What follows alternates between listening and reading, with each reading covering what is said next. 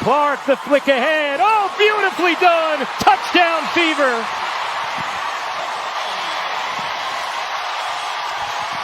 What's up, everybody?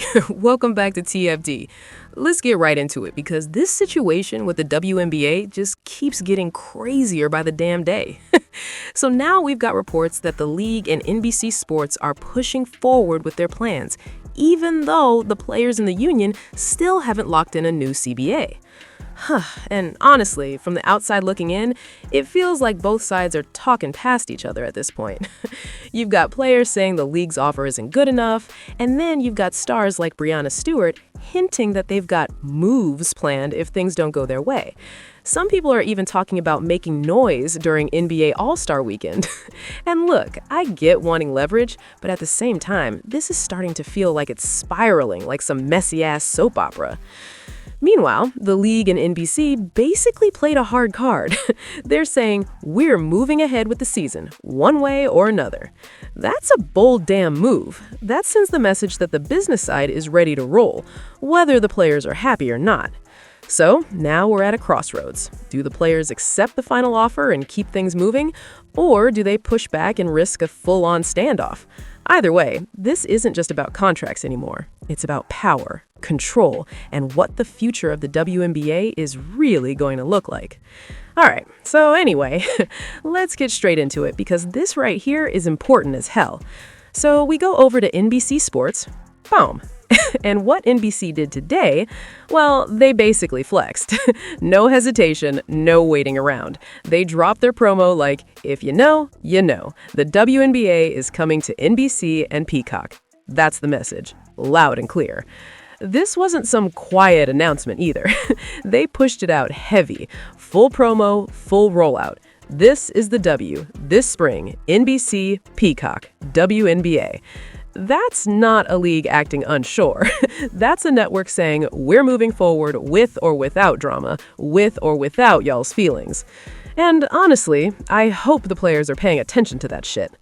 Because what this tells me is simple. The machine is already in motion. NBC and the WNBA aren't sitting around waiting on negotiations to finish before they build hype. They're promoting the product, not the arguments. And here's the reality part. They've got options. They've got Caitlin Clark, they've got Paige Buchers coming in, they've got Angel Reese, they've got rookies on the way. The future talent pool is stacked as hell.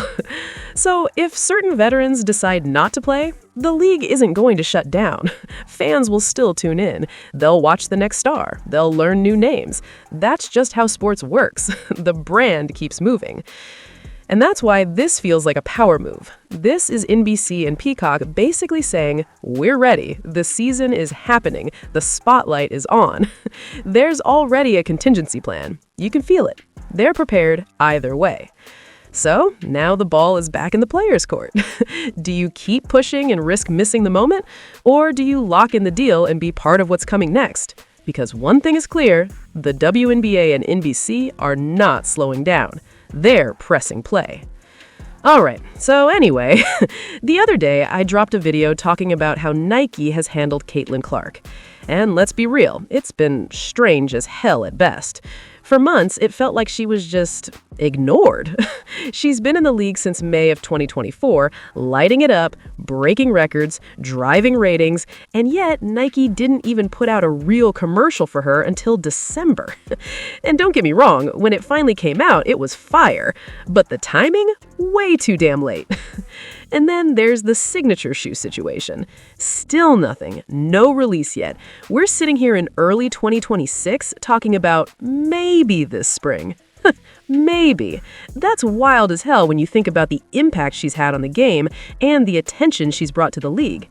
Now, fast forward to the other day, news comes out that Nike is facing a federal investigation related to DEI practices and alleged discrimination. And I couldn't help but think back to comments that were made earlier in Caitlin's career, especially when the conversation around her arrival in the WNBA shifted into race and identity instead of just basketball and business. And I said back then, interesting, because you've got the most marketable rookie the league has seen in a damn long time, and instead of the focus being on growth, fans, and opportunity, things were framed in a way that divided instead of united. And at the same time, Nike wasn't exactly rushing to push her as the face of the brand. Now, here's the part that really gets me. Nike had a massive opportunity to showcase Caitlin Clark on the biggest stage in sports, the Super Bowl. That's where legends are made in advertising. That's where brands take their biggest damn swings. But guess what? Nike decided not to run a Super Bowl head this year at all. So I'm sitting here like, what the hell are we doing? You've got momentum, you've got a star, you've got eyeballs on the WNBA like never before. And instead of going all in, it feels like hesitation, delays, and missed damn chances. At some point, you've got to stop playing it safe and start playing to win. Because Caitlin Clark isn't just a player, she's a movement. And the window to fully capitalize on that won't stay open forever. Here it says, Nike confirmed to Adweek it will not run a commercial during Super Bowl 60 this year, so there won't be a Nike x Caitlin Clark spot during the game. Man, this just does not make sense to me. Caitlin Clark's shoes are supposed to drop this year, right? So why aren't we already building the hype? Why isn't the promo machine already running full speed? We should have had teasers, commercials, billboards, social media clips, the whole damn rollout months ago. Instead, it feels like the ball keeps getting dropped over and over again.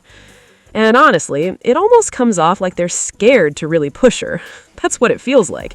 Because if you weren't planning to go all in, then why even sign her in the first place? Seriously, why sign Caitlin Clark if you're not going to make her the centerpiece of your brand? It doesn't add up. Sometimes I wonder if they only signed her to keep her away from other companies. Like, was the goal just to block competitors instead of actually elevating her? Because that's how it looks from the outside. You had every opportunity to put all the other noise on pause and launch Caitlin Clark immediately. That would have been the smartest damn business move, no debate. Let's be real for a second. In terms of demand, it's not even close. For every 100 pairs of shoes one star is selling, Caitlin Clark is selling 1,500. That's the level of pull she has. That's what the market is telling you. And yet, you're acting hesitant to promote her? That's wild as hell. This is the biggest star in women's sports right now. Honestly, one of the biggest stars in basketball, period, men or women. And instead of putting her on every ad campaign, every commercial, every billboard, it's like you're holding back. I don't get it. You've got a once-in-a-generation opportunity sitting in your hands. You've got the equivalent of Michael Jordan right there in Caitlin Clark. And for whatever reason, you're refusing to push her like one.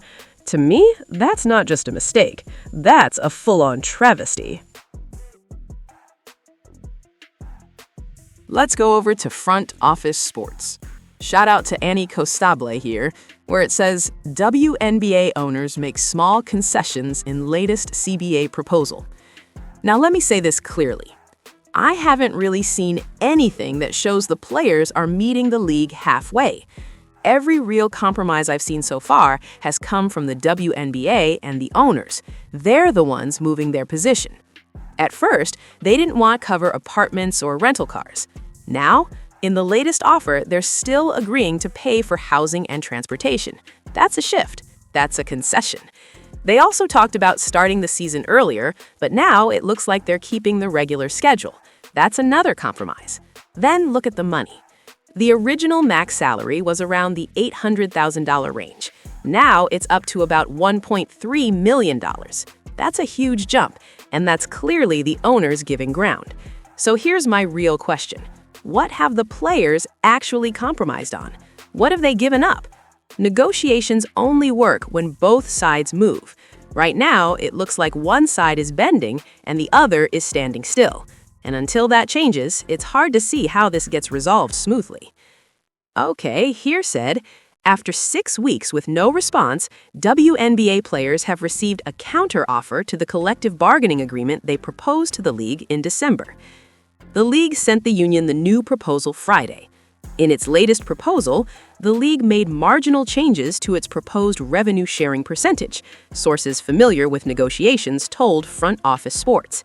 According to these same sources, the league is still proposing the same revenue sharing system. That WNBA's proposed revenue share percentage still does not meet or exceed 15% of total league revenue, sources told FOS. The league's proposed salary cap increased from $5 million to $5.65 million. So, y'all came in talking about a $10.5 million salary cap, and this is exactly why I keep saying you've got to be realistic. Be realistic. The league was at around $5 million.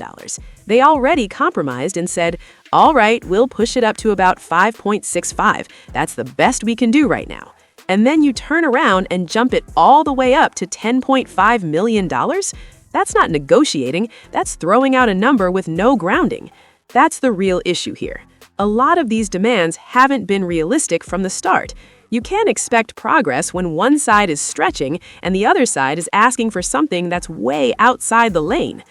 Here said, additionally, the league has re-engaged with the union's push for team-provided housing in a limited capacity. The union previously proposed 2 developmental roster spots per team, which the league conceded to in its last proposal. So, once again, we've seen the WNBA make another compromise, this time adding 2 extra developmental roster spots. That's movement. That's them giving ground. So my question stays the same. Where are the players meeting them? What are the players actually compromising on here? Here said, these players will only be eligible to play a certain number of games and will receive a check for each game they play in addition to a stipend. They will also have access to certain benefits like housing and medical. The WNBA is proposing studio apartments for these players. 1-bedroom apartments will be provided for players signed to the league's proposed minimum salary and players with 0 years of service, but only for the first 3 years of the proposed CBA. In 2029, the 1-bedroom offering would be removed. If a player is paid any amount over the league's proposed minimum salary, they will not be eligible for a 1-bedroom apartment. The league had made other non-economic concessions before this latest offer, ESPN reported, including agreeing to a pregnant player trade consent clause, the elimination of marijuana testing, and increased performance bonuses. So let me add this too. If a player gets pregnant, the league has now agreed they can't be traded. That's a big deal. That's protection. And again, that's another example of the WNBA and the owners compromising. That's really my whole point. We've seen the league move. We've seen the owners move. But we haven't seen anything concrete that shows the players are willing to give a little too. And that's exactly what Caitlin Clark said from the very beginning at the Olympic tryouts, that both sides have to compromise, not just one. So far, though, I still can't find a single clear example of what the players have actually given up. And until that happens, this thing is just going to stay stuck. Drop your thoughts in the comments. Let me know how you see it. And make sure you like, comment, subscribe, and share the channel.